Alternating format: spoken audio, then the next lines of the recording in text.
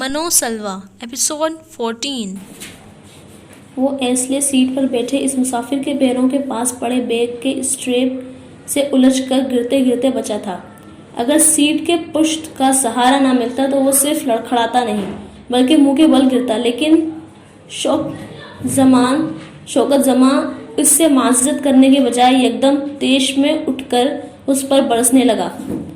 اندھوں کی طرح چلتے ہیں، یوں جیسے جہاز پر نہیں ٹرین پر چل رہے ہوں۔ اسی لیے پی آئی اے سفر کرنا چھوڑ دیا میں نے۔ ایک سے ایک ایجڈ گنوار جاہل سفر کر رہا ہوتا ہے اس پر۔ شوکت زماں نے ان 3 جملوں سے پہلے اسے کم سے کم 70 گالیاں دی تھیں۔ ارد گرد بیٹھے باقی سب بیزاری کے عالم میں شوکت زماں کو دھاڑتے ہوئے دیکھ رہے تھے۔ صرف وہ تھا جو ہکا بکا شوکت زماں ان کی شکل دیکھ رہا تھا۔ اس کی سمجھ میں نہیں آ رہا تھا اس نے ایسا کیا کیا ہے جس پر اس نے یوں گالیاں بکنا شروع کر دیں۔ اگلے چند منٹوں میں ایئر ہوسٹس بیچ بچاؤ کی نیت سے وہاں پہنچ گئی۔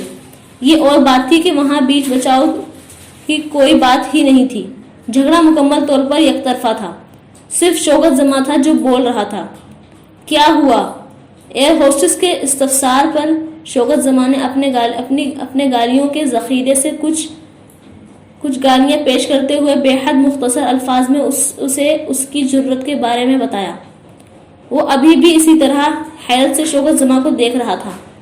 آپ نے اپنا بیگ اور کمپارٹمنٹ میں کیوں نہیں رکھا؟ نیچے کیوں رکھا؟ ایئر ہوسٹس نے ترشی سے شوکت زماں سے کہا۔ کیوں؟ میں نے کرایہ نہیں دیا کیا؟ جہاں مرضی رکھوں میں اپنا بیگ؟ شوکت زماں نے تلخی سے کہا۔ آپ کے بیگ کے اسٹریپ سے کوئی اور مسافر بھی الجھ کر گر سکتا ہے، تو میں کیا کروں؟ آپ ہی کریں کہ اپنا بیگ اٹھائیں اور اسے اپنے کمپارٹمنٹ میں رکھیں سر، ایئر ہوسٹس نے تحمل سے کہا۔ ورنہ تم کیا کرو گی؟ مجھے جہاز سے باہر نکال دو گی یا پھر میرا بیگ باہر پھینک دو گی؟ شوکت زماں نے اسی انداز میں کہا۔ اس وقت اچانک اسے احساس ہوا کہ وہ شراب کے نشے میں تھا۔ شوکت زماں اور ایئر ہوسٹس کو اسی طرح آپس میں الجھتا چھوڑ کر وہ اپنی سیٹ کی طرف آ گیا۔ وہ اس وقت جس میں تھا اس حالت میں وہ کسی کے ساتھ الجھنے کے قابل نہیں تھا، اور وہ اس ذہنی کیفیت میں نہ ہوتا تو اس کے ساتھ جھگڑا وہ آخری کام تھا جو وہ کرتا۔ وہ چپ چاپ آ کر اپنی سیٹ پر بیٹھ گیا۔ اس کی سمجھ میں نہیں آ رہا تھا وہ اس وقت اس کے بارے میں سوچے، اپنے بارے میں یا چند منٹ پہلے بغیر کسی وجہ کے گالیاں دینے والے اس مسافر کے بارے میں۔ وہ ذہنی طور پر اتنا ہی اپسیٹ تھا۔ ساتھ بیٹھے ہوئے مسافر نے اس سے کچھ کہا تھا مگر وہ سمجھ نہیں سکا۔ اپنی سیٹ کو نیچے کرتے ہوئے اس نے کچھ دیر کے لیے سونا بہتر جانا، مگر آنکھیں بند کیے اسے احساس ہو گیا کہ نیند کی کوشش بیکار ہے۔ وہ سو نہیں سکتا تھا۔ اس کے ذہن میں خیالات آئے۔ نیو یارک میں رہتے رہتے بعض دفعہ اسے لگتا تھا وہ پاگل ہونے والا ہے یا شاید ہو رہا ہے۔ اس کی خاموشی اذیت ناک تھی، وہاں کا شور ہولناک۔ بعض دفعہ اس کی سمجھ میں نہیں آتا کہ وہ وہاں کس طرح جی رہا ہے۔ پھر اسے یاد آتا ان سب لوگوں کے لیے جو پیچھے پاکستان میں بیٹھے ہوئے اس کے بھیجے جانے والے ڈالر کا انتظار کرتے تھے۔ وہ اپنے لیے کبھی بھی نہیں جیا تھا، وہ اب بھی اپنے لیے نہیں جی رہا تھا۔ فضل دین کے اس کمرے میں رہنے والا ہر بندہ اسی کی طرح کی لولی لنگڑی زندگی لیے ہوئے تھا۔ وہ ایک دوسرے کے کرنے پر آتے تو گھنٹوں بولتے رہتے، خاموشی کا وقفہ آتا تو ایک دوسرے کے ساتھ بیٹھے گھنٹوں ہو جاتے۔ تبادلہ کیے بغیر ہر ایک اپنا کام کرتا رہتا۔ کسی بات پر ہنسنے پر آتے تو بغیر وجہ کے کتنے ہی دیر ہنستے جاتے، پر آتے تو ایک دوسرے کو جیسے جان ہی مار دینا چاہتے، لڑنے پہ آتے تو جیسے ایک دوسرے کو جان سے ہی مار ڈالتے۔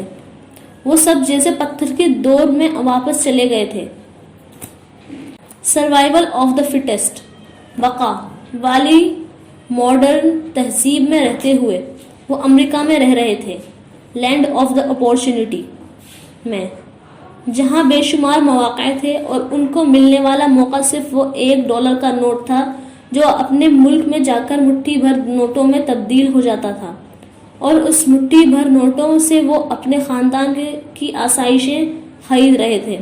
ہر روز ہر اضافی کمایا جانے والے ڈالر پیچھے پاکستان میں لائف سٹائل کو مزید بڑھا رہا تھا، مطالبات میں مزید اضافہ کر رہا تھا، ہوس اور خواہش کو اور بڑھا رہا تھا۔ اپنے گھر والوں کے لیے جنتی بنانے کی کوشش میں وہ سب دوزخ میں آ بیٹھے تھے۔ رات کو اپنی شفٹ ختم کر کے اس کمرے میں ہر کوئی پورا دن یا رات کمائے جانے والے اپنے ڈالرز پر سینٹ گن رہا ہوتا۔ ان میں سے کوئی بھی ان کو ڈالرز میں نہیں گنتا تھا، ہر ایک روپے میں گن رہا ہوتا تھا۔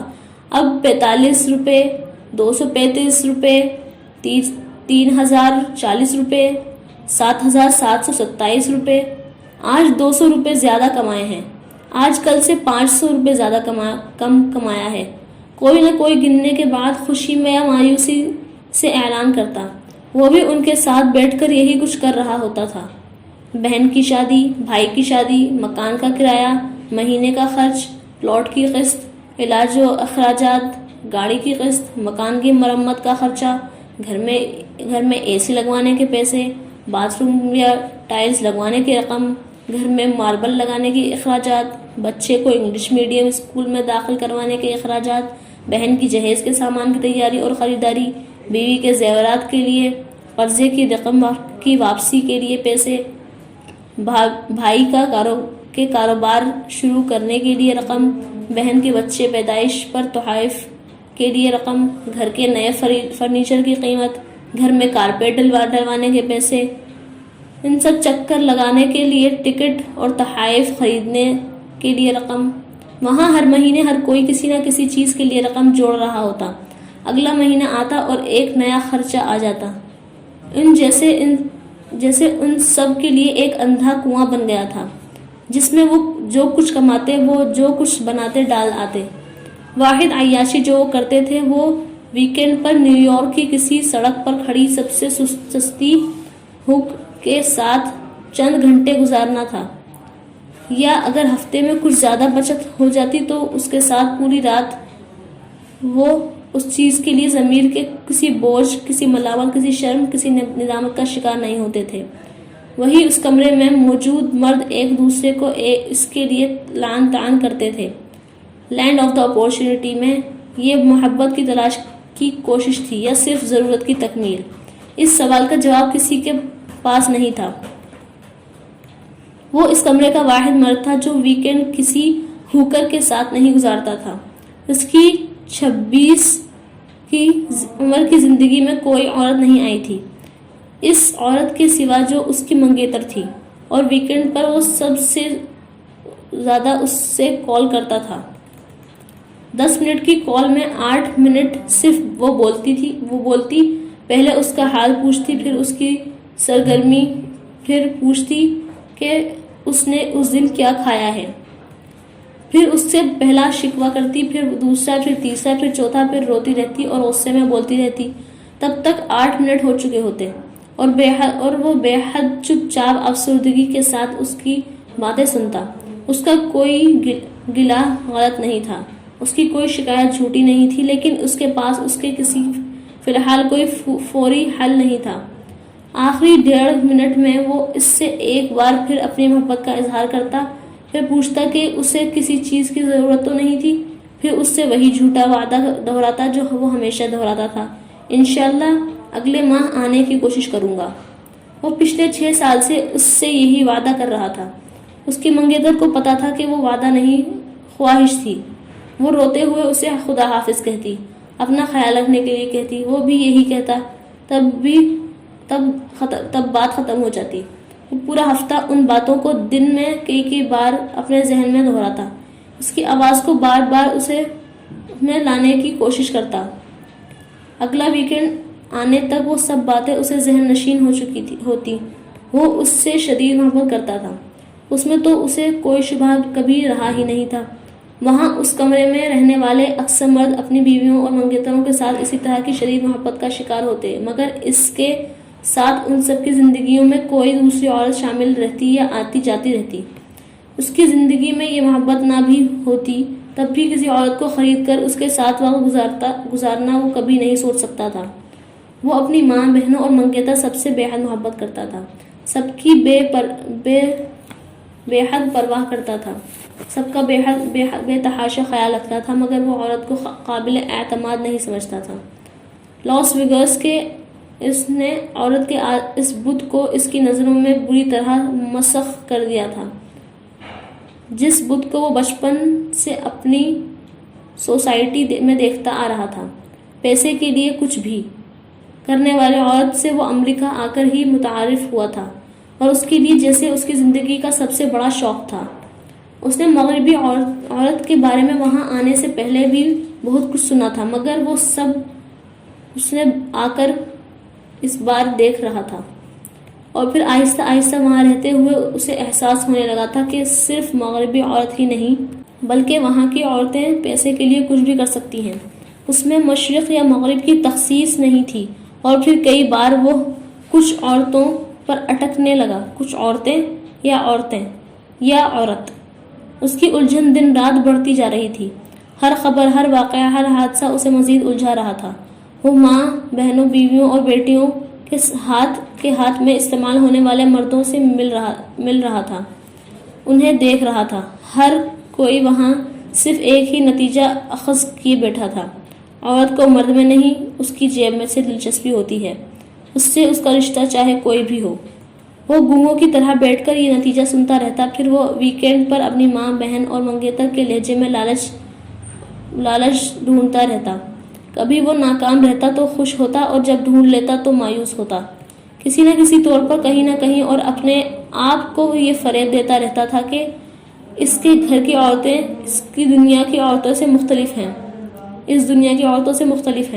ان کو اس سے محبت ہے، اس کے وجود سے، اس کے پیسے سے نہیں۔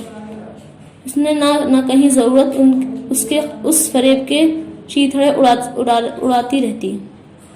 وہ اپنے گھر پر بات کرتے ہوئے کبھی کسی ایسے ویکینڈ پر کسی ایسی کال کا انتظار کرتا رہتا جس سے اس سے کوئی فرمائش، کوئی مطالبہ نہ کیا جاتا۔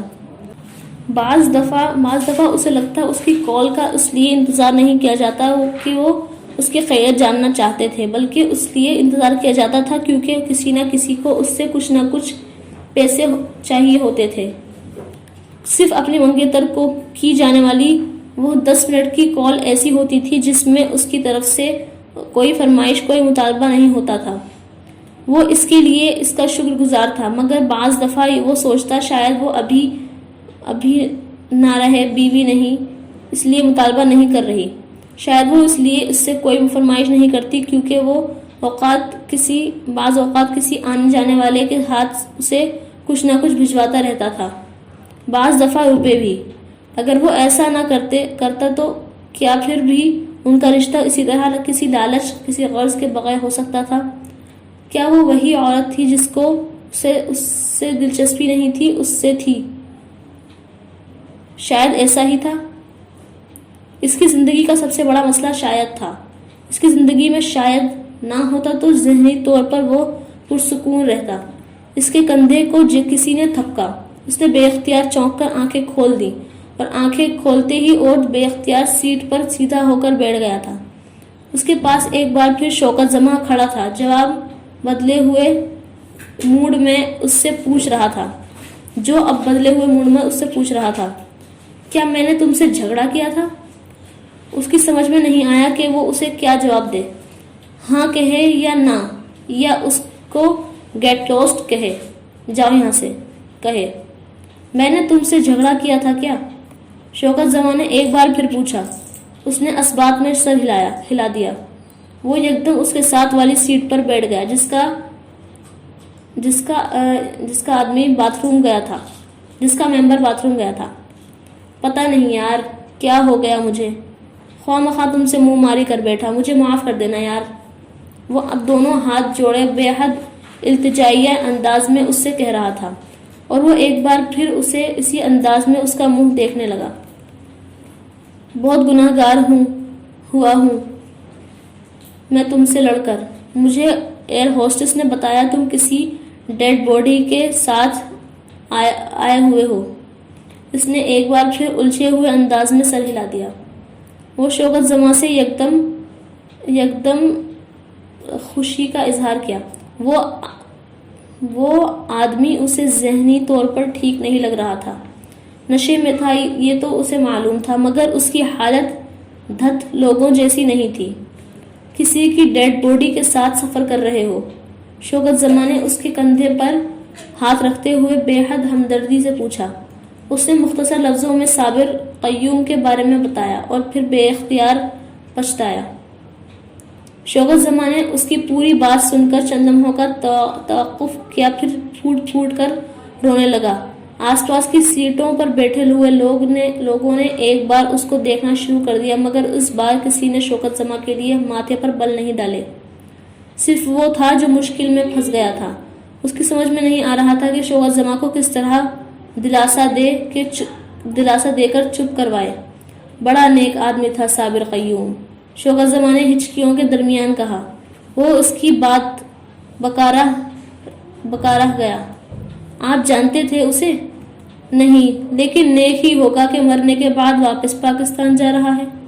اسے شوکت زماں کی منطق سمجھ میں نہیں آئی۔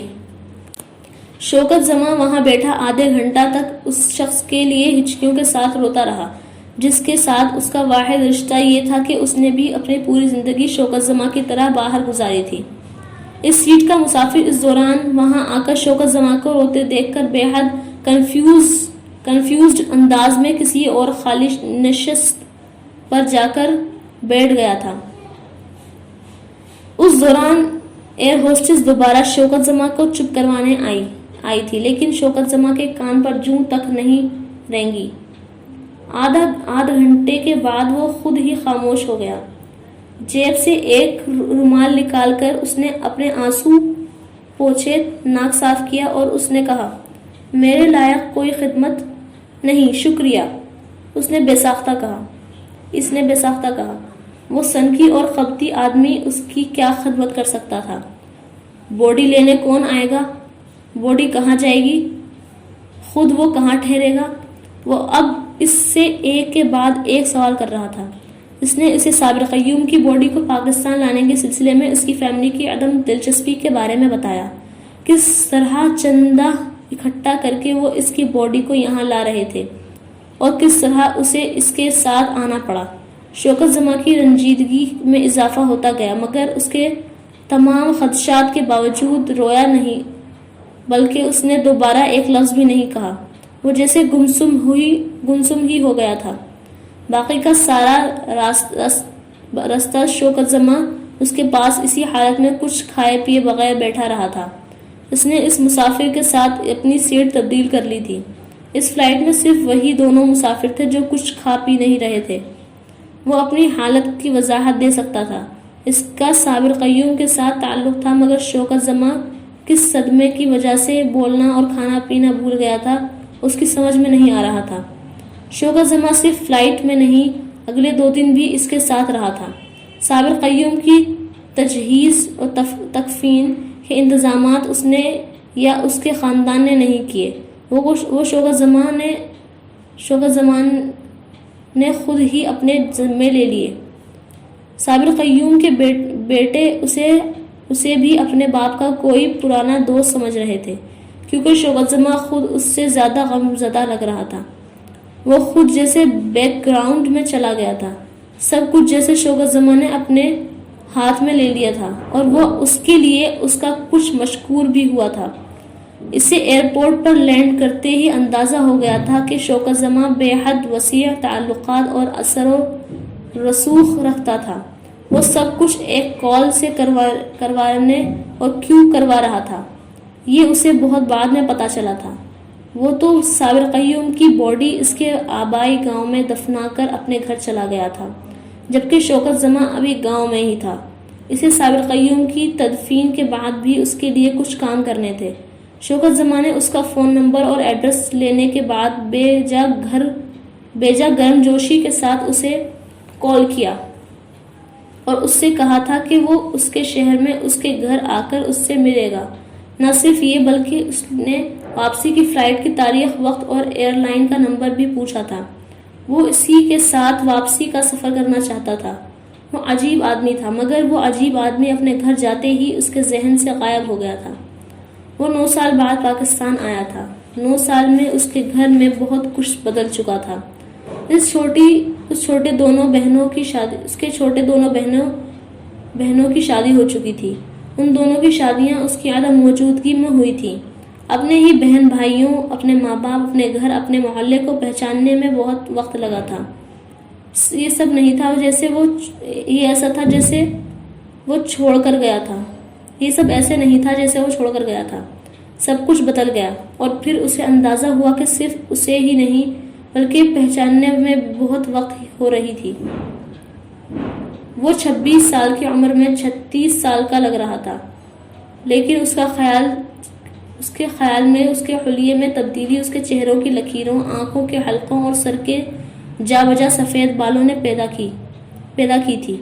وہاں بیٹھنے کے کچھ ہی دیر بعد اسے پتا چلا اس کا اندازہ غلط تھا۔ کوئی اس کے چہرے کو دیکھ نہیں رہا تھا۔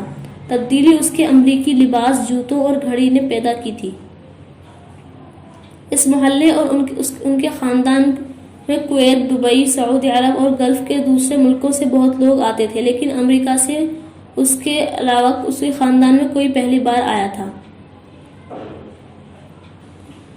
ہر ایک کو امریکہ میں خریدا جانے والا سیکنڈ ہینڈ لباس بے حد مہنگا لگ رہا تھا۔ یہ کتنے ڈالر کا؟ اسے کچھ دیر کے لیے لگا۔ اس کے جسم پر لباس، جوتے اور گھڑی نہ ہوتی تو اچھا تھا، پھر کم سے کم اس کے دل کی بات کرتا۔ وہ 2 دن صابر قیوم کی تدفین اور اس کی تدفین کے دوران اس کی سرد مہری دیکھتا رہا تھا۔ وہ اسی ذہنی حالت میں اپنے گھر آیا تھا، اور یہاں آ کر اسے لگ رہا تھا کہ جیسے کچھ ایسا تھا جو یہاں بھی ٹھیک نہیں تھا، مگر وہ یہ نہیں کہہ سکتا تھا کہ اس کے لیے گرم جوشی نہیں تھی۔ ہر کوئی اسے لپٹا رہا تھا، اس سے اور جوش سے مل رہا تھا، اس کے لیے کھانے پک رہے تھے، مگر اس سب کے بعد ہر کوئی اس سے امریکہ کے بارے میں بات کرنے بیٹھ جاتا۔ وہ وہاں کیا کرتا تھا، کتنے ڈالر روز کے کما لیتا تھا، کہاں رہتا تھا، کیا امریکہ میں کیا کیا ہوتا تھا۔ کسی کو اس سے بات کرتے ہوئے یہ یاد ہی نہیں آ رہا تھا کہ وہ پاکستان آ گیا ہے۔ کوئی اسے امریکہ سے نکلنے ہی نہیں دے رہا تھا۔ واپسی کب ہے تمہاری بیٹا؟ اس کے باپ نے اس کی آمد کے 2 گھنٹے کے بعد کھانے کے دوران اس سے پوچھا۔ وہ کچھ دیر روٹی کا نوالا ہاتھ میں لیے ان کا چہرہ دیکھتا رہا۔ 25 کو، اس نے مدھم آواز میں کہا۔ اچھا، پورا مہینہ بنتا ہے، پھر تو بڑے دن رہو گے۔ کام کا حرج تو نہیں ہوگا پیچھے؟ اس کی بھوک یکدم اڑ گئی۔ اس کے باپ کے لہجے میں اس کے لیے بے حد تشویش تھی۔ جی نہیں، کام کا حرج نہیں ہوگا، اس نے مدھم آواز میں کہا اور نوالا رکھ دیا۔ بھائی جان، باقی سامان کب آئے گا؟ اس کی چھوٹی بہن نے بے حد اشتیاق سے پوچھا۔ وہ اپنے ساتھ صرف ایک سوٹ کیس لے کر آیا تھا۔ باقی سامان؟ اس نے چونک کر ان لوگوں کو دیکھا۔ اسے احساس ہوا وہ صرف چھوٹی بہن کا سوال نہیں تھا، ہر ایک کا سوال تھا۔ بس اتنا ہی سامان ہی ہے۔ میں نے بتایا نا کہ میں کسی کی ڈیڈ باڈی کو لے کر آیا ہوں، کچھ اور خریدنے یا لانے کا تو خیال ہی نہیں رہا مجھے، اس نے بے حد معذرت خواہانہ انداز میں سب کو دیکھتے ہوئے کہا۔ اسے اب خیال آ رہا تھا وہ 9 سال بعد آ رہا تھا، اسے کچھ تو لانا ہی چاہیے تھا سب کے لیے۔ کوئی بات نہیں، بھائی یہیں سے خریداری کروا دے گا تم سب لوگوں کو۔ اب آرام سے کھانا کھانے دو میرے بیٹے کو۔ اس کی ماں کو جیسے اس کا خیال آیا تھا۔ کباب لو بیٹا۔ نہیں، بھوک نہیں ہے۔ اس کا دل واقعی اچاٹ ہو گیا تھا۔ وہ نرمی سے کہتے ہوئے کھانے کی میز سے اٹھ گیا۔ اندر کمرے میں آ کر اس نے کپڑے تبدیل کیے اور اس سے پہلے کہ وہ باہر نکلتا اس کی ماں اندر آئی۔ کہیں جا رہے ہو بیٹا؟ ہاں، میں ذرا عافی سے ملنے جا رہا ہوں، اس نے مسکراتے ہوئے ماں سے کہا۔ کوئی ضرورت نہیں، ہم نے کل تمہاری منگنی توڑ دی ہے۔ وہ دوسرا سانس نہیں لے سکا۔ دروازے پر مسلسل دستک ہو رہی تھی۔ غنودگی کے عالم میں اسے یہ شور سمجھ میں نہیں آ رہا تھا، پھر آہستہ آہستہ جیسے اس کے لاشعور نے اس شور کو سمجھنا شروع کر دیا تھا۔ کوئی دروازہ بجا رہا تھا، آہستہ آہستہ مگر بہت دیر سے، مسلسل۔ زینی نے اپنی بوجھل آنکھوں کو بمشکل کھولا۔ اسے اس شور سے عجیب نفرت محسوس ہوئی۔ اس کا سر اور پورا جسم بے حد بھاری ہو رہا تھا۔ آنکھیں کھلی رکھنے کے لیے بھی جیسے اسے جد و جہد کرنی پڑ رہی تھی۔ کچھ دیر کے لیے چپ بستر پر لیٹی وہ چھت کو گھورتے ہوئے پڑی رہی، پھر یکدم اٹھ کر بیٹھ کر اسے چکر سا آیا تھا۔ ایک لمحے کے لیے اسے لگا وہ کھڑی نہیں ہو سکے گی، مگر یہ صرف ایک لمحے کا ہی احساس تھا۔ دوسرے کے لمحے اپنے پیروں پر کھڑی تھی۔ اسے سردی محسوس ہوئی تھی۔ کمرے میں ایئر کنڈیشنز کی کولنگ سے کمرہ بے حد ٹھنڈا ہو گیا تھا۔ اس نے دروازے کی طرف جانے سے پہلے ایئر کنڈیشنر کو بند کیا اور پھر دروازہ کھول دیا۔ وہ فاران صاحب آئے ہیں، پھر پہلے بھی 2 چکر لگا چکے ہیں، کہہ رہے ہیں کہ آپ سے ضروری ملنا ہے آج انہیں۔ ملازم نے دروازہ کھلتے ہی زینی کو اطلاع دی تھی۔ اس کا لہجہ بے حد معذرت خواہانہ تھا۔ اکثر وہ اسی طرح کمرے میں پڑی رہتی تھی اور اس نے ملازم کو اسے کسی کو آنے کی اطلاع دینے سے منع کر دیا تھا۔ وہاں فاران کے سوا ابھی آتا بھی کون تھا، مگر وہ فی الحال فاران کی شکل بھی نہیں دیکھنا چاہتی تھی۔ جا کر کہہ دو مجھے نہیں ملنا، اس نے ایک بار پھر درشتی سے ملازم سے کہا۔ میں کہہ دیتا ہوں، مگر وہ کہہ رہے ہیں انہیں آج ہر حالت میں آپ سے ملنا ہے۔ وہ یہاں سے نہیں جائیں گے جب تک آپ ان سے مل نہیں لیتی۔ ملازم نے جیسے اسے خبردار کیا۔ تو ٹھیک ہے، اس سے کہو کہ وہ پھر بیٹھا رہے۔ زینی نے بہت زور سے دروازہ بند کیا تھا۔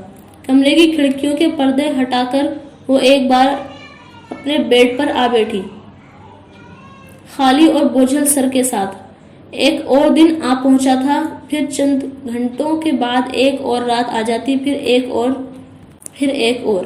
اسے وحشت ہوئی، زندگی اتنی لمبی کیوں ہوتی ہے، اس قدر طویل کے کاٹنے پر بھی ختم ہی نہیں ہوتی۔ اس نے یاد کرنے کی کوشش کی کہ آج کون سا دن تھا، کون سی تاریخ تھی، اسے یاد نہیں آیا۔ وقت اس کے لیے پچھلے کئی دنوں سے صرف روشنی اور اندھیرا، صرف دن اور رات تھا، تاریخ اور دن نہیں تھے۔ اس نے ایک نظر اپنے کمرے میں بیڈ کے آس پاس کا کارپیٹ کو دیکھا۔ جا بجا شراب کی چھوٹی بڑی، خالی، ادھ خالی اور بھری ہوئی بوتلیں پڑی ہوئی تھیں۔ بیئر کے خالی ٹن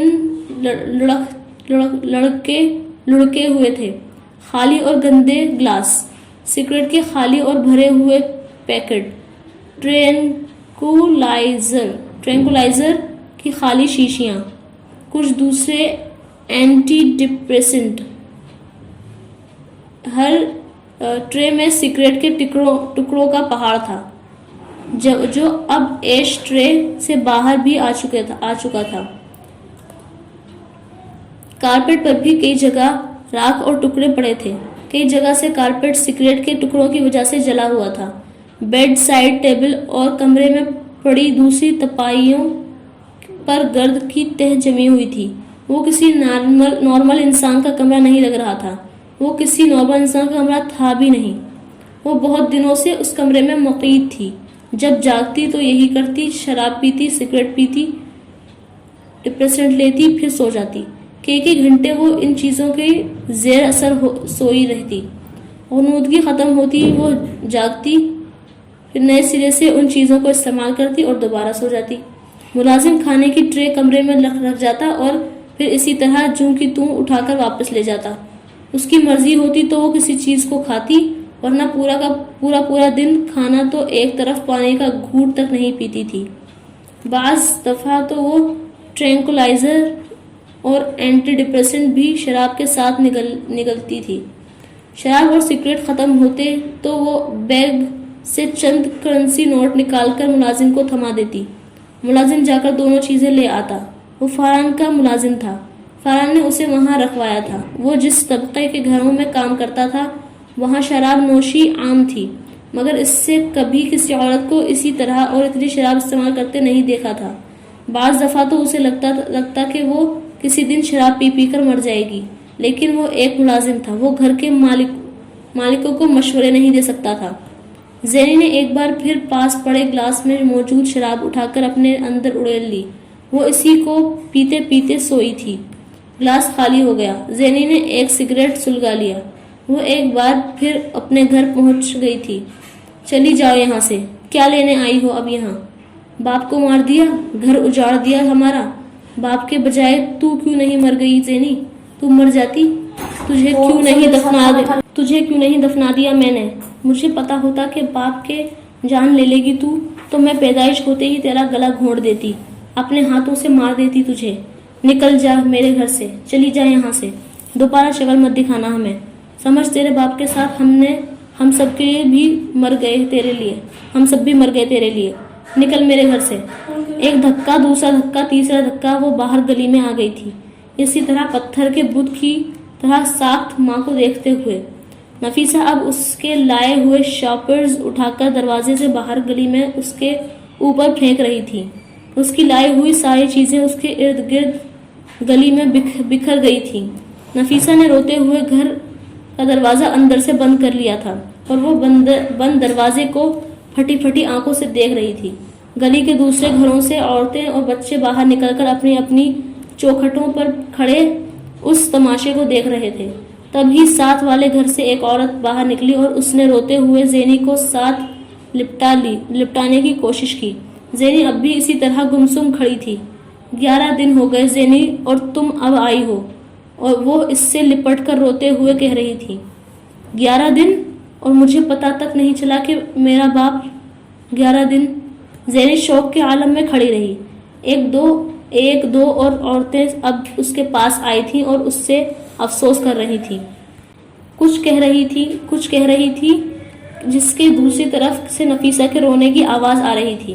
چند عورتوں نے اس کے آس پاس بکھری چیزوں کو اکٹھا کر کے شاپرز میں ڈالنا شروع کر دیا۔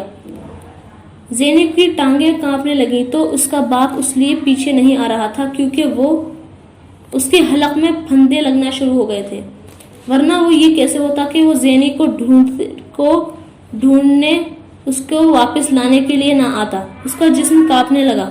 وہ عورت اب بھی اس کے ساتھ لپٹی روتے ہوئے اس سے کچھ کہہ رہی تھی۔ زینی کو کچھ سمجھ میں نہیں آ رہا تھا۔ اس کی آنکھیں دھندلانے لگیں۔ زینی کا ماتھا چومنے والا اور اس پر پڑھ کر پھونکنے والا مرد اس دنیا میں سے چلا گیا تھا جو اسے دنیا میں لایا تھا۔ آپ دعا کریں میں جلدی مر جاؤں، ورنہ آپ کے لیے بہت مسئلہ ہو جائے گا۔ اس نے فاران کے پاس جانے سے ایک رات پہلے ضیا سے دعا کرنے کے لیے کہا تھا۔ کوئی غلط کام مت کرنا زینی، ضیا نے اس سے کہا تھا، لیکن اسے یقین تھا کہ باپ نے اس کے لیے نہیں اپنے لیے جلد مر جانے کی دعا کی ہوگی، اس سے پہلے کہ وہ زینی کے کسی غلط کام کا نتیجہ دیکھتے۔ اس نے اس عورت کو خود سے الگ کر دیا تھا اور وہ گلی میں گھٹنوں کے بل بیٹھ کر بلک بلک کر روئی تھی۔ ساتھ والی عورتوں نے اسے اٹھا کر اپنے گھر لے جانے کی کوشش کی، مگر زینی وہاں سے نہیں اٹھی۔ وہاں گلی میں بیٹھ کر اس نے اس خسارے کی پہلی فصل کاٹی تھی جس کے بیج اس نے اپنی زندگی میں بوئے تھے۔ پھر وہ وہاں سے روتے ننگے پاؤں بھاگتے ہوئے اپنی گاڑی میں آ کر بیٹھ گئی۔ اس نے اپنے گھر میں داخل ہونے کی کوشش نہیں کی۔ وہ کس منہ سے اس گھر میں جاتی جہاں اس کا باپ نہیں تھا۔ زینی نے گلاس میں کچھ اور شراب اڑیلی اور اس میں برف ڈالے بغیر اسے ایک بار پھر اپنے اندر اڑیلنے لگی۔ روز یہی ہوتا تھا۔ وہ اس دن کے ایک ایک لمحے کو یاد کرتی تھی، پیتی رہتی تھی، سگریٹ پھونکتی جاتی تھی اور پھر ٹرینکولائزر لے کر سو جاتی۔ وہ ملیشیا میں تھی جب ضیا کی وفات ہوئی تھی۔ وہ وہی رات تھی جس رات اس نے پہلی بار پی تھی۔ اس نے ایک اور سگریٹ نکال کر سلگا لیا۔ اتنے دنوں میں ایک بار بھی اسے شیراز کا خیال نہیں آیا تھا، نہ اس کا نہ اس کی بیوی کا، صرف باپ کا خیال آتا تھا۔ وہ جیسے اس کے لیے کائنات بن گئے تھے۔ پورا سگریٹ اس کی انگلیوں میں دبا دبا راکھ بن گیا۔ کچھ دیر کے لیے زینی کو یہ یاد نہیں آ رہا تھا کہ وہ سگریٹ پی رہی تھی۔ وہ صرف اپنے باپ کے بارے میں سوچ رہی تھی اور اپنے بارے میں، ننھی زینی کے بارے میں۔ سارے عمر باپ کی انگلی پکڑ کر باپ کے ساتھ ساتھ سیدھے رستے پر چلتی رہی تھی۔ صرف ایک بار وہ انگلی اس کے ہاتھ سے چھوٹی تھی اور اس کے بعد وہ ہاتھ ہمیشہ کے لیے غائب ہو گیا تھا۔ سگریٹ نے یکدم اس کی انگلیوں کو جلایا۔ اس نے چونک کر انگلیوں میں پھنسے سگریٹ کے باقی ماندے حصے کو ایش ٹرے میں پھینکا، پھر اس نے ایک اور سگریٹ نکال کر سلگا لیا۔ اتنے دن میں ایک بار بھی اس نے باپ کو خواب میں نہیں دیکھا تھا۔ ہلکی سی جھلک، کوئی آواز، کوئی شائبہ، کوئی خیال، کچھ نہیں۔ وہ جب تک جاگتی ہوش میں ہوتی، باپ کا چہرہ اس کی نظروں کے سامنے ہوتا، لیکن وہ باپ سے خواب میں ملنا چاہتی تھی، دیکھنا چاہتی تھی وہ کہاں ہیں، کس حال میں ہیں، سننا چاہتی تھی وہ اس سے کیا کہنا چاہتے تھے، پوچھنا چاہتی تھی وہ کیوں اس طرح اس کی دنیا سے غائب ہو گئے، لیکن وہ اتنے دنوں سے ایک بار انہیں خواب میں بھی نہیں دیکھ پائی تھی۔ وہ ترس گئی تھی ان کے لیے۔ وہ تو ضیا کی زندگی میں ان کے پاس رہتے ہوئے ہر دوسرے چوتھے دن باپ کو خواب میں دیکھتی تھی، تو اب کیا ہو گیا تھا؟ ایسا بھی کیا ہو گیا تھا کہ زینی کا سگریٹ پھر راکھ بن گیا تھا۔ اس نے اسے بھی ایش ٹرے میں پھینکا۔ اس سے پہلے کہ وہ ایک اور سگریٹ سلگاتی، دروازہ کھول کر فاران اندر داخل ہوا۔ زینی نے سر اٹھا کر اسے دیکھا۔ استعمال کی ایک لہر اس کے اندر سے اٹھی، اشتعال کی ایک لہر اس کے اندر سے اٹھی۔ یہی تو تھا جو اسے یہاں سے لے گیا تھا۔ وہ نہیں لے جاتا تو اس کا باپ زندہ ہوتا۔ آؤٹ آؤٹ، وہ بے اختیار کھڑے ہوتے ہوئے چلائی۔ اپنی حالت دیکھو زینی، اپنے آپ پر رحم کرو۔ فاران کو اندازہ تھا کہ اس کی حالت خراب ہوگی، لیکن جو کچھ وہ دیکھ رہا تھا اس نے اسے ہولا دیا تھا۔ مجھے تمہاری ہمدردی کی ضرورت نہیں ہے، سمجھے تم؟ وہ ایک بار پھر چلائی۔ جاؤ یہاں سے اور مجھے اپنی شکل مت دکھاؤ۔ وہ حلق کے بل چیخ رہی تھی۔ فاران کو اندازہ ہو رہا تھا کہ وہ نشے میں تھی۔ میں یہاں سے نہیں جاؤں گا جب تک تم ان دونوں چیزوں کو نہیں چھوڑتی، فاران نے اسے بار قدرے سخت لہجے میں کہا۔ اس بار زینی نے کچھ کہنے کی کوشش نہیں کی۔ وہ یکدم دوبارہ کارپیٹ پر بیٹھ گئی۔ وہ اب ایک اور سگریٹ سلگا رہی تھی۔ فاران کو اس پر ترس آیا۔ اس کی سمجھ میں نہیں آ رہا تھا وہ اس سے کیا کہے۔ مجھے بہت افسوس ہے زینی، بلیو می، مجھے انکل کے بارے میں۔ اس نے کچھ کہنے کی کوشش کی۔ زینی نے بے حد ترشی سے اس کی بات کاٹ دی۔ مجھے کوئی ایکسکیوز مت دینا، یہ مت کہنا کہ تمہیں پتہ نہیں تھا کہ۔ اس نے بات ادھوری چھوڑ دی۔ آئی سویئر زینی، مجھے نہیں پتا تھا۔ فاران نے جھوٹی قسم کھائی۔ اسے ضیا کے بارے میں اسی دن پتہ چل گیا تھا۔ زینی کے گھر والوں نے رمشا کے ذریعے اس سے رابطے کی کوشش کی تھی اور رمشا نے فوری طور پر فاران کو فون کیا تھا۔ فاران کے لیے یہ بے حد نازک وقت تھا۔ اس کمرشل کی شوٹنگ پر ڈھیروں روپیہ خرچ ہو رہا تھا۔ اب اگر وہ یکدم سب کچھ چھوڑ کر پاکستان چلی جاتی تو اسے بہت بڑا سیٹ بیک ہوتا۔ بے حد خود غرضی کا مظاہرہ کرتے ہوئے اس نے رمشا کو اپنا مسئلہ بتایا تھا اور اس سے چپ رہنے کی درخواست کی تھی۔ رمشا کو تعمل ہوا تھا، مگر پھر اس نے زینی کی فیملی سے جھوٹ بول دیا کہ وہ فاران سے رابطہ نہیں کر پا رہی، اور اب وہ اس کے سامنے بیٹھا جھوٹی قسمیں کھا رہا تھا۔ اسے یقین تھا وہ اس پر اعتبار کر لے گی۔ آخر اس کا جھوٹ کیسے پکڑا جا سکتا تھا؟ تم نے بکواس کر لی، میں نے بکواس سن لی۔ ناؤ گیٹ آؤٹ، اب دفع ہو جاؤ۔ فاران کا چہرہ سرخ ہو گیا۔ اس نے زندگی میں کسی ماڈل کی زبان سے اس طرح کے کلمات اپنے لیے نہیں سنے تھے۔ اس کے ماڈل اس کی عدم موجودگی میں جو چاہے کہتے تھے، مگر اس کے سامنے کوئی فاران سے اونچی آواز میں بات کرنے کی ہمت نہیں کر سکتا تھا۔ اور یہ 2 ٹکے کی ماڈل اپنے آپ کو کیا سمجھ رہی تھی؟ اس نے اس پر عنایات اور نوازشات کا ڈھیر لگا دیا تھا، اور وہ رتی بھر اس کی مشکور نہیں تھی بلکہ الٹا بکواس کر رہی تھی۔ فاران کا پارا ہائی ہو رہا تھا۔ وہ ماڈلز کو تیر کی طرح سیدھا رکھنے میں ماہر تھا۔ ایک معمولی نخرہ کرنے پر وہ کسی بھی ماڈل کا کانٹریکٹ ختم کر دیتا تھا۔ پھر وہ اس سے گڑگڑا کر معافی مانگتے تو وہ انہیں واپس لیتا، اور یہ اپنے آپ کو کیا سمجھ رہی تھی؟ وہ اسے بہت کچھ کہنا چاہتا تھا، مگر خاموشی کے وقفے میں اس نے چند سیکنڈز میں سارا حساب کتاب کر لیا تھا، اور اس کا غصہ جھاگ کی طرح بیٹھ گیا۔ وہ بری طرح پھنسا ہوا تھا اس وقت۔ وہ اسے فارغ کرتا تو کمپین کھو دیتا۔ اس کے ساتھ کچھ اور بڑے کلائنٹ ٹوٹتے۔ بڑے کلائنٹ ٹوٹتے تو مارکیٹ میں اس کے بارے میں افواہوں کا بازار گرم ہو جاتا۔ 4 دن میں اس کی بنائی ساکھ زمین پر آ جاتی اور زینی اس کا کیا جاتا؟ کچھ نہیں، کیونکہ اس کا ابھی تک کچھ تھا ہی نہیں۔ ایک گہری سانس لے کر وہ مسکرا دیا۔ مجھے تمہاری پرواہ ہے زینی۔ اس لیے زینی نے اس کی بات کاٹ دی۔ تم اپنی پرواہ کرو، میری چھوڑ دو۔ فاران اٹھ کر کھڑا ہو گیا۔ بہت ہو گیا تھا۔ ایک لفظ کہے بغیر وہ دروازے کی طرف گیا اور دروازہ کھولا۔ تبھی اس نے اپنے عقب میں زینی کی آواز سنی۔ میں بہت رلاؤں گی تمہیں فاران، یاد رکھنا بہت رلاؤں گی۔ فاران نے پلٹ کر دیکھا۔ وہ گلاس میں شراب دوبارہ اڑیل رہی تھی۔ ہونٹ بھیجتے ہوئے وہ کمرے سے باہر نکل گیا۔ زینی نے خواب آور دوا ڈھونڈنا شروع کی۔ اسے ضیا کو خواب میں دیکھنے کی ایک اور کوشش کرنا تھی۔ ضیا کی موت نے شیراز کی شادی کی تاریخ اور انتظامات پر کوئی خاص اثر نہیں ڈالا تھا، سوائے اس کے کہ اکبر اور نسیم کو ایک بار پھر زینب کے گھر آنا پڑا تھا اور اس محلے کی شکل دیکھنی پڑی تھی جس سے انہوں نے اتنی مشکل سے جان چھڑائی تھی۔ اکبر کو بھائی کی اس طرح اچانک موت کا کسی حد تک صدمہ ہوا تھا، مگر پھر اس نے اسے اللہ کی رضا قرار دے کر سر جھٹک دیا۔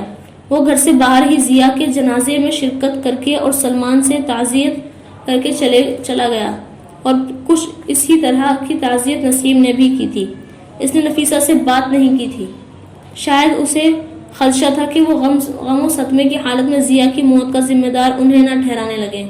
وہ زہرا اور ربیہ سے تعزیت کر کے آ گئی تھی، اور وہاں بیٹھنے کے دوران وہ جس کا سامنا کرنے سے سب سے زیادہ خوف زدہ تھی اور خوش قسمتی سے اسے وہاں نظر نہیں آئی، اور وہاں بیٹھے بیٹھے اس محلے کی عورتوں سے زینب کے گھر سے چلے جانے کا احوال معلوم ہو گیا تھا۔ نسیم نے اگر کہیں کوئی رنجیدگی یا ضمیر کا بوجھ محسوس بھی کیا تھا تو زینی کے اس طرح گھر سے چلے جانے سے جیسے وہ اتر گیا، یعنی یہ صرف زینی ہی تھی جو باپ کی موت کی ذمہ دار تھی۔ نسیم نے بے حد اطمینان سے سوچا۔ اگلے کئی دن اس کے گھر میں ضیا کی موت سے زیادہ زینی کی گمشدگی ڈسکس ہوتی رہی تھی۔ آخر زینی اتنی بہادر کیسے ہو گئی تھی کہ اس نے گھر چھوڑ دینے جیسا بڑا قدم اٹھا لیا تھا؟ ہر ایک اس کے بارے میں بات کرتے ہوئے جیسے صرف ایک سوال کا جواب چاہتا تھا، یہ جانتے ہوئے بھی کہ اس سوال کا جواب ان میں سے ہر ایک کو بہت پہلے ہی معلوم ہو چکا تھا۔ شیراز کی شادی مقررہ تاریخ کو بڑی دھوم دھام سے ہوئی۔ 12 باراتیوں کا حجم غفیر، دولہا کی 3 بہنوں اور ماں باپ کے علاوہ 2 ڈرائیور، 1 نوکرانی، 1 نکاح خواں اور شیراز کی ایلیٹ کلاس کے سب سے نئے اور اہم دوست جواد پر مشتمل تھا۔ دلہن کے گھر پر ان کا استقبال کرنے کے لیے اس سے بھی بڑی تعداد موجود تھی، جس میں دلہن کے باپ کے ساتھ اس کی ماں اور ماں کا نیا شوہر بھی شامل تھے۔ اس کے علاوہ 2 سوتیلے بہن بھائی بھی موجود تھے۔ صرف یہی نہیں بلکہ جواد کا باپ، ماں اور اس کی منگیتر سیما بھی وہیں تھے، اور گھر کے نوکروں کی ایک لمبی چوڑی تعداد اس کے علاوہ تھی۔ بارات اگر استقبال کرنے والوں کو دیکھ کر ششدر تھی تو کچھ اسی طرح کی حالت استقبال کرنے والوں کی بارات کو دیکھ کر تھی۔ شادی کی پوری تقریب میں صرف 202 رسومات ہوئی تھیں، نکاح اور کھانا۔ پہلی سے دلہن کی جان جا رہی تھی اور دوسری سے دلہا کی۔ یہ شادی کا کھانا تھا۔ یہ ناممکن تھا شیراز کے اہل خانہ یہ کھانا نہ کھاتے، اور دلہا بنے ہونے کی وجہ سے شیراز کے لیے اب یہ ممکن نہ تھا کہ وہ انہیں کھانا کھانے سے روکتا یا کوئی ہدایت دے پاتا۔ نتیجہ ویسا ہی تھا جیسا ہو سکتا تھا۔ یہ وہ پہلی شادی تھی جس کا کھانا صرف بارات نے کھایا تھا، اہل خانہ نے نہیں۔ نکاح کے فوراً بعد جواد اور اس کی فیملی چلی گئی تھی، انہیں کسی اور شادی میں بھی شرکت کرنی تھی۔ کھانے کے فوراً بعد شینا کی رخصتی ہو گئی تھی۔ وہ آج ایک ساڑی میں ملبوس تھی اور اپنے سسرال والوں کے کھانے سے فارغ ہو جانے کے انتظار میں اپنے ماں باپ کے ساتھ خوش گپیوں میں مصروف تھی۔ صرف دلہا تھا جو دلہن کی طرح اکیلا لاؤنج کے ایک صوفے پر بیٹھا کبھی اپنے ماں باپ اور بہنوں کو دیکھ رہا تھا اور کبھی اپنی بیوی اور اس کے اہل خانہ کو جو لاؤنج کے ایک کونے میں کھڑے باتیں کر رہے تھے۔ شیراز نے 2-4 بار ان کے پاس جا کر کھڑا ہونے کی کوشش کی، مگر ہر بار ان کے پاس جاتے ہی خاموشی چھا جاتی۔ پھر سب سے پہلے شینا وہاں سے ہٹتی، پھر باری باری وہ سب کھانے کی کوئی چیز لینے کا بہانہ کر کے کھسک جاتے، اور پھر ایک بار پھر ان لوگوں کا گروپ کمرے کے کسی اور کونے میں اکٹھا ہو جاتا۔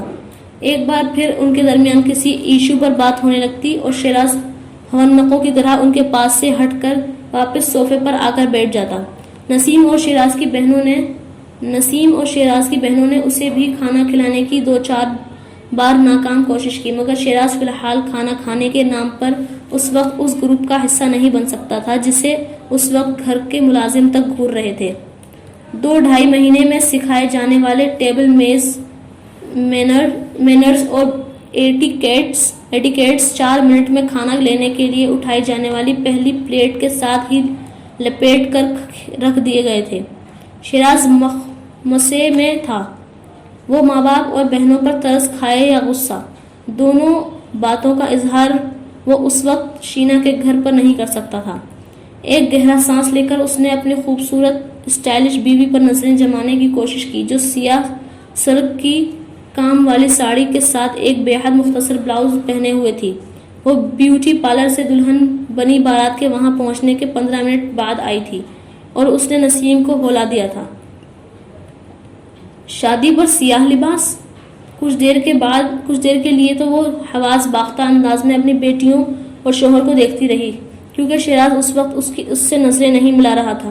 پھر اس نے کمرے میں موجود ان دوسروں لوگوں کی داد و تحسین پر غور کیا جو شینا کی ساڑی، میک اپ اور ہیئر سٹائل کو سراہ رہے تھے۔ شاید بڑے لوگوں کی بیٹیاں اسی طرح دلہن بنتی ہیں۔ نسیم نے ایک بار پھر اپنے آپ کو تسلی دے دی اور اپنی بیٹیوں کو بھی، جو اس صدمے سے 2-4 تھیں کہ بھابھی نے لہنگا نہیں پہنا، دوپٹہ بھی نہیں لیا، جس کو پکڑنے اور سنبھالنے کے لیے وہ تینوں بے حد تیاری کے ساتھ آئی تھیں۔ بھابھی کو تو اس وقت کسی کی ضرورت ہی محسوس نہیں ہو رہی تھی۔ شرم اور جھجک کی تو پہلے بھی کوئی توقع نہیں تھی، کیونکہ وہ شینا کو منگنی پر دیکھ چکے تھے، مگر شینا کو تو لگتا تھا کسی کی مدد کی بھی ضرورت نہیں تھی۔ یہ صدمہ بہت دیر تک چلتا۔ اگر سعید نواز نکاح کے فوراً بعد شیراز کو گاڑی کی چابی اور اس کی ایک بڑے بیگ میں زیورات کے ڈبے نہ تھما دیتے۔ اس کی شاید یہ کوشش تھی کہ وہ لوگ گھر جا کر اپنے زیورات دیکھیں، مگر یہ ناممکن تھا۔ نسیم اور اس کی بیٹیوں نے وہیں بیٹھے بیٹھے زیورات کے ڈبے نکال کر کھول انہیں دیکھنا شروع کر دیا، اور ان ڈبوں کو کھول کر دیکھتے ہوئے ان سب کے ہاتھ کانپ رہے تھے۔ نسیم کنگنوں کی جوڑی کو کانپتے ہاتھوں سے نکال کر ان کا وزن کرنے کی کوشش کی تھی۔ اس نے پوری زندگی کبھی 1.5 تولہ سے زیادہ وزنی چیز نہیں پہنی تھی۔ اس کے باوجود اسے یقین تھا وہ دونوں کنگن 20 لاکھ سے کم کے نہیں تھے، 20 تولے سونے کی مالیت۔ نسیم نے وہیں بیٹھے بیٹھے اندازہ لگانا شروع کیا، اور اندازے نے اس کے ہاتھوں کی کپکپاہٹ کو بڑھا دیا۔ اسے اچانک احساس ہونے لگا کہ اسے رات کو واپس گھر تک جانا ہے۔ اب اتنی مالیت کے زیور کے ساتھ گھر تک جانا؟ اس کا دل گھبرانے لگا تھا۔ سمجھ میں نہیں آ رہا تھا کہ کنگنوں کو پہنے یا ڈبے میں رکھ کر دوبارہ بیگ میں رکھ دے، اور بیگ میں رکھنے کی صورت میں بیگ کس کو پکڑائے۔ اس وقت اسے اپنے شوہر بھی قابل اعتبار نہیں لگ رہا تھا، اور ساتھ آنے والی نوکرانی اور روائیوں کو دینے کا تو سوال ہی پیدا نہیں ہوتا تھا۔ تینوں بیٹیاں بھی یکدم اسے غیر ذمہ دار لگنے لگی تھیں۔ واحد ذمہ دار اور قابل بھروسہ آدمی اسے اس وقت شیراز ہی نظر آیا تھا۔ ڈبے میں سے کنگن نکال کر ڈبے میں رکھ کر وہ شیراز کے پاس آئی، اور شیراز کی ساری ہچکچاہٹ، جھجک اور شرمندگی کے باوجود اس نے شیراز کو کوٹ کی اندرونی جیب میں کنگن رکھوا کر دم لیا۔ شیراز نے حتی المقدور کوشش کی تھی کہ یہ ذلت آمیز کام وہ اپنے سسرال والوں کی نظروں سے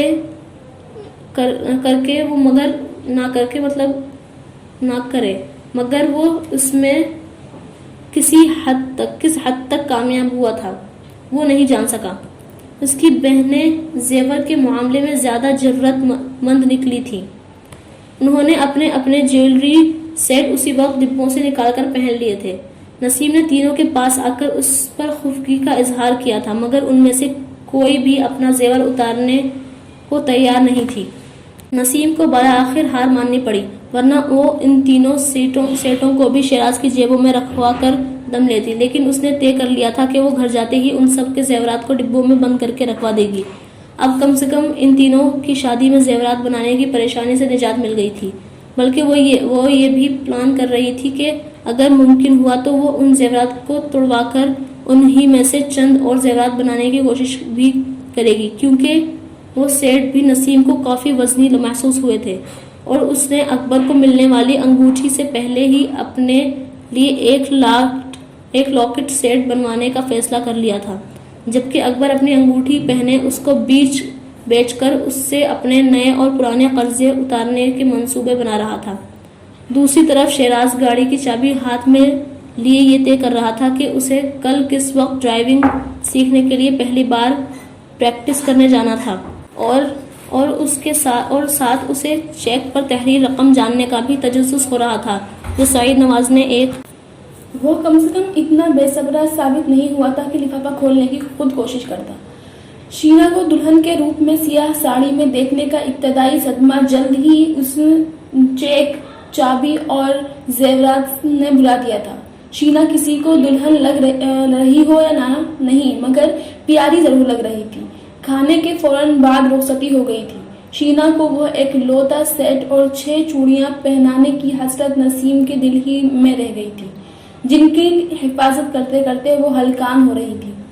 شینا کو ان کے زیورات میں کوئی دلچسپی نہیں تھی، وہ اس کے لباس سے میچ نہیں کرتے تھے۔ اسے ان کی لائی ہوئی دوسری چیزوں میں بھی دلچسپی نہیں تھی۔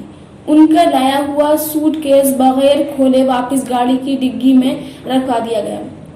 نسیم کا خیال تھا شینا شادی کے بعد ان چیزوں کو استعمال کرے گی، مگر بعد میں انہیں احساس ہوا یہ ان کی خوش فہمی تھی۔ وہ ان کے اسلامی ملبوسات کو کسی قیمت پر نہ پہنتی۔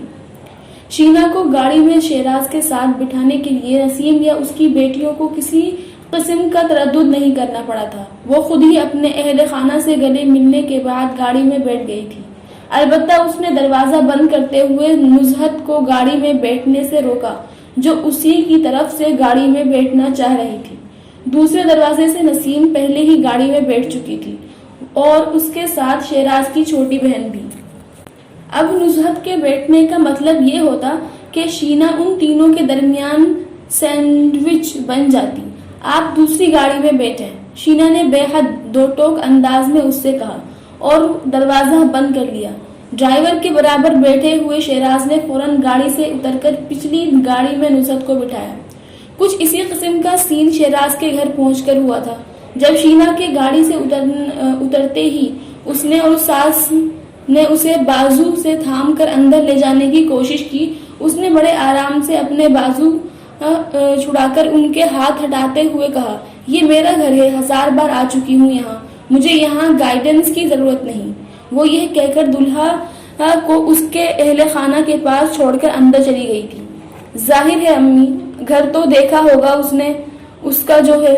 شیراز نے مسکرا کر ان سب کو بے حد حونق انداز میں اس کو دیکھ رہے تھے۔ ہاں کوئی بات نہیں، چلو اب سب اندر چلو، شینا بیٹی سے بات کرنی ہے ابھی۔ اکبر نے مسکرانے کی کوشش کرتے ہوئے ماحول کو خوشگوار کیا۔ اندر پہنچ کر ان کا اندازہ غلط نکلا۔ شینا بیٹی کو واقعی ان سے باتیں کرنی تھی۔ صحیح نکلا۔ ماسٹر بیڈ روم کس کے زیر استعمال ہے؟ وہ لاؤنج میں کھڑی انہی لوگوں کی منتظر تھی۔ شیراز تھا اور لہجہ کڑا۔ ماسٹر بیڈ روم وہ امی کے پاس ہے۔ شیراز پہلے ہکلایا، پھر اس نے مسکرانے کی فاش غلطی کی۔ کیوں؟ وہ شیراز اٹکنے لگا۔ CSS میں دوسری پوزیشن حاصل کرنا آسان تھا، اپنے خاندان سے لائی ہوئی بیوی کے کسی سوال کا صحیح جواب دینا بے حد مشکل۔ اپنے خاندان سے نہ لائی ہوئی بیوی کے کسی سوال کا صحیح جواب دینا بے حد مشکل تھا۔ یہ مشکل شینا نے آسان کر دی۔ وہ کچھ کہے بغیر گراؤنڈ فلور کے اس کمرے کی طرف گئی جو ان کی ممکنہ قیام گاہ ہو سکتی تھی۔ شیراز کی جیسے جان میں جان آئی تھی۔ وہ کچھ ایسا ہی حال شیراز کے گھر والوں کا تھا۔ شینا کے وہاں سے جاتے ہی سب کے چہروں کی رنگت بحال ہو گئی تھی۔ شیراز باہر جا کر مٹھائی اور پھلوں کی ٹوکریوں کے علاوہ ان دوسری چیزوں کو رکھوانے لگا تھا جو نواز کے گھر سے آئی تھی، جبکہ نسیم اپنی بیٹیوں اور شوہر کے ساتھ اب ان ملبوسات کو کھول کر دیکھنے میں مصروف تھی جو ان لوگوں کو سعید نواز کے گھر سے ملے تھے۔ انہیں اندازہ نہیں تھا کہ ان کا بیٹا پہلی بار شینا کے ساتھ اتنے متفکر ہوا تھا، مگر فی الحال وہ اس پریشانی کو کسی پر ظاہر نہیں کر رہا تھا۔ شادی کی رات کو شینا کے بیڈ روم میں داخل ہونے سے پہلے شیراز نے ان تمام ڈائلز وعدوں کی پریکٹس کی جو اسے شینا سے کرنے تھے۔ شینا کا بے حد سرد مہری اور روڈ رویہ دیکھنے کے باوجود اسے یقین تھا کہ شینا کے دل میں اس کے لیے کوئی نہ کوئی نرم گوشہ ضرور ہوگا، ورنہ وہ کسی طرح اس سے شادی پر تیار نہ ہوتی۔ وہ سعید نواز کی ایک لوتی بیٹی تھی۔ یہ کیسے ممکن تھا کہ سعید نواز اس پر کوئی جبر کرتا؟ تو اب اسے صرف اس نرم گوشے کو تلاش اور اس کا استعمال کرنا تھا۔ اس نے ان ساری باتوں کو بھی اپنے ذہن میں دہرایا تھا جو وہ زینی سے کیا کرتا تھا، اور زینی اس پر جان دینے کے لیے تیار ہو جاتی تھی۔ زینب ضیا اور شینا سعید نواز میں کیا فرق تھا؟ یہ اس رات اسے اپنے بیڈ روم کا دروازہ کھولتے ہی سمجھ میں آ گیا تھا۔ شینا ایک جینز اور شرٹ میں ملبوس ایک سیل فون پر کسی سے ناراضی سے بات کرتے ہوئے کمرے کے چکر لگا رہی تھی۔ اس نے شیراز کو اندر آتے دیکھا مگر صرف دیکھا تھا، کسی تاثر کے بغیر، یوں جیسے کمرے میں کوئی آیا ہی نہ ہو۔ شیراز بالکل بے حس و حرکت کمرے کے وسط میں کھڑا اسے اپنے سامنے ادھر سے ادھر جاتے ہوئے دیکھتا رہا۔ شینا نے زیادہ لمبی بات نہیں کی، شاید وہ پہلے ہی اپنی بات کا اختتام کرنے والی تھی۔ فون بند کرتے ہی اس نے شیراز سے پوچھا، میرا فرنیچر ماسٹر بیڈ روم کے بجائے یہاں کیوں لگوایا تم نے؟ وہ ماسٹر بیڈ روم میں امی اور ابو ہیں، وہ میں نے ان کو دے دیا ہے۔ شیراز نے اس بار قدرے مستحکم لہجے مگر پست آواز میں کہا۔ وہ شادی میں شرکت کے لیے آئے ہیں، انہیں ماسٹر بیڈ روم کی کیا ضرورت تھی؟ صبح ملازموں سے کہہ کر کمرے کا سامان وہاں شفٹ کروانا۔ شینا کے اگلے جملے نے شیراز کے جیسے 14 طبق روشن کر دیے تھے۔ نہیں، وہ تو مستقل شفٹ ہو گئے ہیں یہاں۔ اس کا اعتماد چند سیکنڈ میں اڑنچو ہو گیا۔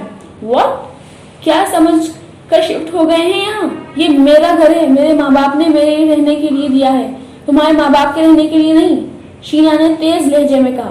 لیکن اب تو وہ لوگ آ گئے ہیں یہاں، شیراز نے بے حد بے چارگی سے کہا۔ تو میں کیا کروں؟ مجھ سے پوچھ کر تو ان کو یہاں نہیں لائے تم؟ گھر میں بڑوں کے ہونے سے برکت ہوتی ہے شینا، شیراز نے بے حد جذب کے عالم میں بے حد احمقانہ بات کی۔ اگر مجھے برکت کی ضرورت ہوئی تو میں اپنے باپ کو اپنے گھر لے آؤں گی، مگر شینا نے اس کی بات کاٹی۔ I don't need your ifs and buts۔ صبح بتا دو انہیں کہ شادی ختم ہو گئی، اب وہ جائیں۔ لیکن وہ کہاں جائیں؟ کیوں؟ گھر نہیں ہے کیا ان کا؟ یا سب کچھ بیچ کر آئے ہو تم لوگ یہاں؟ شینا نے اتنی سادگی کے ساتھ کہا۔ Now give me the car key۔ تم مجھے گاڑی کی چابی دو۔ تم کہاں جا رہی ہو؟ وہ گھر کا رونا ایک دم بھول گیا۔ یہ سوال مجھ سے دوبارہ کبھی مت کرنا، میرے باپ نے کبھی مجھ سے یہ نہیں پوچھا کہ تم کہاں جا رہی ہو۔ چابی دو۔ شیراز نے فخر ہوتی ہوئی رنگت کے ساتھ جیب سے گاڑی کی چابی نکال کر اسے دے دی۔ وہ کچھ دیر پہلے ہوئی اس گاڑی کے پاس تصویر بنوا کر آیا تھا جو اس کے سسرال والوں نے دی تھی۔ شینا نے تقریباً چھیننے والے انداز میں اس سے چابی لی اور پھر اس پر ایک نظر ڈالے بغیر کمرے سے باہر نکل گئی۔ شیراز نے 1 گھنٹہ لاؤنج میں شینا کے بگڑے تیوروں سے شادی کی اس رات کے بارے میں بھی متوقع برے اندازے لگائے تھے۔ ان میں یہ انجام کہیں بھی نہیں تھا، اسے اندازہ نہیں تھا۔ یہ انجام نہیں تھا، یہ آغاز تھا۔ شیراز نے وہ ساری رات بیڈ روم کی ایسی چیئر پر لیٹے گزار دی تھی۔ وہ اپنے دل اور دماغ کو اس رویے کے لیے ہر ممکن تعویلیں دینے کی کوشش کر رہا تھا، مگر کچھ بھی سمجھ میں نہیں آ رہا تھا، اور اس سے بھی بڑھ کر مسئلہ اب یہ تھا کہ وہ اس وقت کہاں گئی تھی۔ یہ معمہ بہت دیر تک معمہ نہیں رہا۔ وہ فجر کے کچھ دیر بعد آ گئی تھی، اور باہر پورچ میں گاڑی کی آواز سنتے ہی شہراز یکدم باہر گیا تھا، چوکنا ہو گیا تھا۔ وہ چند منٹوں میں اندر تھی، اور اس کے چہرے پر ایک نظر ڈالتے ہی شہراز کو اندازہ ہو گیا تھا کہ اس کا موڈ رات جیسا خراب نہیں تھا۔ اس چیز سے نے اس کو تسلی دی تھی۔ غصہ ہر انسان کو آتا ہے، شینا کو بھی کسی بات پر آ گیا ہوگا، ورنہ وہ، شہراز نے قدرے پرسکون انداز میں سوچا۔ شینا آتے ہی واش روم میں گھس گئی تھی۔ چند منٹوں بعد وہ اپنا نائٹ ڈریس پہن کر باہر آئی۔ کھڑکیوں کے باہر اب سفیدی جھلک رہی تھی، اور وہ سونے کی تیاری میں مصروف تھی۔ شہراز نے اس وقت ہمت کرتے ہوئے اس سے پوچھا، تمہیں بہت دیر ہو گئی؟ شینا نے ڈریسنگ ٹیبل کی طرف جاتے جاتے اسے مڑ کر دیکھا۔ کیسی دیر؟ صرف صبح ہوئی ہے، اور میں عام طور پر اسی وقت گھر آتی ہوں۔ شہراز کا دل چاہا تھا بے اختیار پوچھے کیوں، لیکن وہ رات کا سبق ابھی بھولا نہیں تھا۔ اتنی قیمت تھا کہ وہ اسے بتا رہی تھی۔ یہ غنیمت تھا کہ وہ اسے بتا رہی تھی۔ شینا اب اپنے بالوں میں برش کرتے ہوئے آئینے میں اپنے آپ کو دیکھ رہی تھی۔ شہراز اس وقت وہ ڈائمنڈ رنگ یاد آئی جو وہ شینا کو دینا چاہتا تھا۔ وہ کوٹ کی جیب سے انگوٹھی والی ڈبیا نکال کر شینا کے پاس چلا آیا، اور اس نے اپنے لہجے میں حتم المقدور خوشگواری بھرتے ہوئے اس سے کہا، میں تمہیں کچھ دینا چاہتا ہوں۔ شینا نے چونک کر پہلے آئینے میں سے اسے دیکھا، پھر گردن موڑ کر۔ شہراز تب تک ڈبیا میں سے انگوٹھی نکالے اس کے ہاتھ بڑھانے کا منتظر تھا، مگر شینا نے اپنے ہاتھ اس کے ہاتھ میں دینے کے بجائے انگوٹھی دینے کے لیے ہاتھ اس کے سامنے پھیلا دیا۔ شہراز نے قدرے تأمل کرتے ہوئے انگوٹھی اس کی ہتھیلی پر رکھ دی۔ شینا نے انگوٹھی انگلیوں میں پکڑتے ہوئے ایک نظر اس پر ڈالی، پھر بڑی لاپرواہی کے ساتھ ڈریسنگ ٹیبل پر پھینک دی۔ انگوٹھی سلپ ہوتے ہوئے نیچے اس کے پیروں میں کارپیٹ پر گر پڑی۔ شہراز نے بے حد ہدک محسوس کی، مگر یہ ہدک محسوس کرنے کا وقت نہیں تھا۔ تمہیں پسند نہیں آئی؟ اس نے پتہ نہیں کیا سوچ کر اس سے پوچھا۔ نہیں، شینا نے بالوں میں برش کرتے ہوئے کہا۔ ڈائمنڈ رنگ تھی۔ شہراز نے ساتھ اس کی قیمت بتانے سے زبردستی خود کو روکا۔ میں صرف ٹفینی کی ڈائمنڈ رنگ پہنتی ہوں، تم اپنی ماں یا بہنوں میں سے کسی کو دے دینا۔ شینا نے اسی لاپرواہی انداز میں کہا، یہ تمہارے لیے شادی کا تحفہ تھا۔ شہراز نے اسے کچھ جتانا چاہا۔ تحفہ خوشی کے موقع پر دیا جاتا ہے۔ شینا نے اپنا ہیئر برش بھی انگوٹھی والے انداز میں ٹیبل پر پھینکا اور بیڈ کی طرف چلی گئی، لیکن اس کے جملے نے شہراز کی ساری جان نکال دی تھی۔ تم اس شادی سے خوش نہیں ہو؟ اس نے بے یقینی سے شینا سے پوچھا۔ نہیں۔ کیوں؟ شہراز اس بار خود کو سوال کرنے سے نہیں روک سکا۔ اپنے آپ کو آئینے میں دیکھو، تمہیں پتہ چل جائے گا کہ کیوں۔ اب مجھے سونے دو، تمہاری بک بک سننے کے لیے تمہیں یہاں نہیں لائی۔ شینا نے بیڈ پر لیٹتے ہوئے کہا۔ وہ آنکھیں بند کر چکی تھی۔ شہراز کو یقین نہیں آیا کہ اس نے یہ سب کچھ اس سے کہا تھا۔ چند لمحے شینا کو دیکھ کر اس نے پلٹ کر آئینے میں اپنے آپ کو دیکھا۔ اسے کوئی ایسی چیز نظر نہیں آئی جو اسے کسی عورت کے لیے ناقابل قبول بناتی۔ وہ مناسب خود رکھتا تھا اور انہی خد و خال پر زینی مرتی تھی۔ اس نے بے حد گڑبڑا کر چور نظروں سے آئینے سے بیڈ پر سوتی ہوئی شینا کو دیکھا۔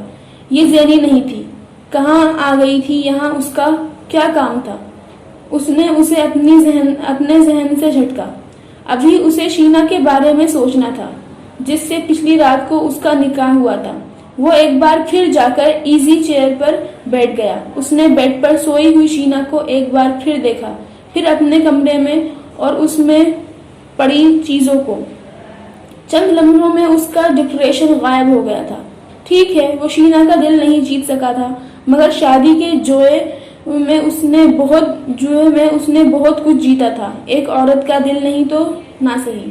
وہ پرسکون ہو گیا تھا. بہرحال شینا کا شوہر تو وہی تھا.